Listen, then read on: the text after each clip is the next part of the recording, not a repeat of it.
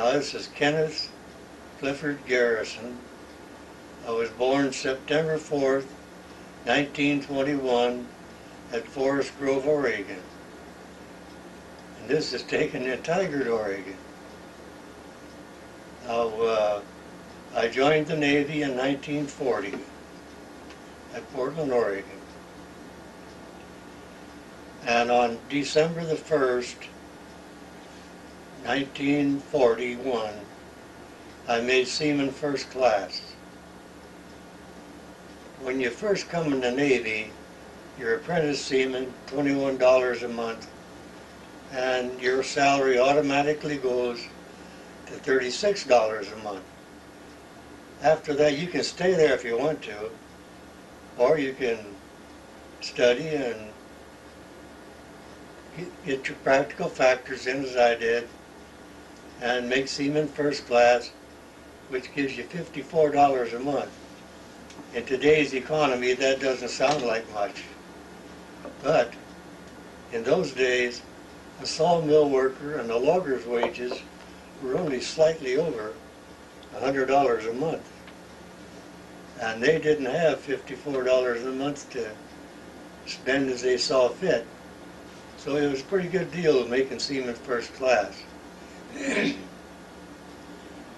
Now, it was Sunday morning on the 7th, and I was probably one of the happiest sailors in the Navy, having just made Seaman First.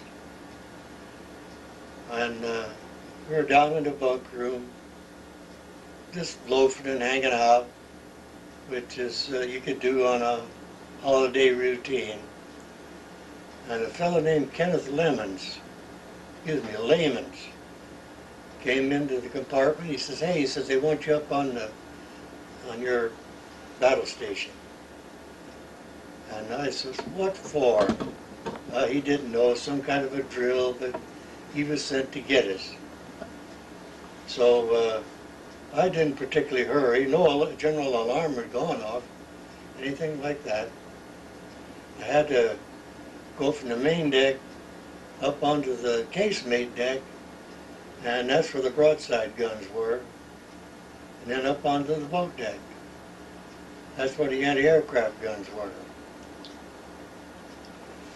And as I come up on the ladder on the anti-aircraft gun, to one of the boat deck, the old first class boatswain mate was screaming his lungs out, "Coming up, coming up, coming up, coming up." And so I put her into high gear, and when I got up there, he says, "Get the cover off of that gun." And that was Mount 6. The guns are covered with, when they're not in use, they're covered with a heavy canvas cover, and there's grommets and lacing in various places to keep the weather out. And so the cover's real heavy. And as I come up toward the gun, I looked up and I seen tracer fire coming off of the mast, and a plane going down in flame. Like, oh God, what's going on? Now back up just slightly. Up on the first platform of the main mast was a 30 caliber water-cooled machine gun. It was kept loaded, had a canister of ammunition on the side.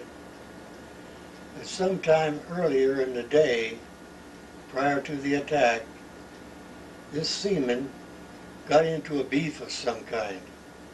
And Ensign Tossig, who was the OD, sent him up there on that platform. He says, in Tossig's word, he says, "You go up there and man that gun for 2 hours and cool off."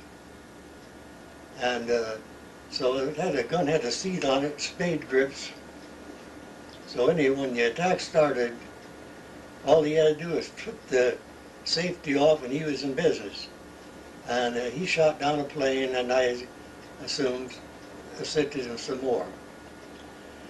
And as we got the cover off the gun, I had help just almost immediately. The gun captain told me, he says, "Go forward and get the hot shellman gloves." And they're in the forward part of the superstructure. And a repair locker up there too. And you have to have hot shellman gloves, because when the shells, empty shell cases come out of the breech of the gun, firing rapid fire, you soon have the deck covered with these shell cases and make a trip hazard, and the ammunition passers couldn't work. Anyway, I took off at a high lope, and I saw this Jap plane come way over there, and he dropped down and tail skid, dragged in the water, and so he torpedo dropped. And when that torpedo hit, I dropped to my hands and knees because it felt like I was going to be catapulted over the side. And I jumped up and ran in there and got the hot shell and looked through the cabinets for them. And I came out and looked forward a little bit, and there was a chief storekeeper. He says, "There goes the Oklahoma." And she went over about a 45-degree angle.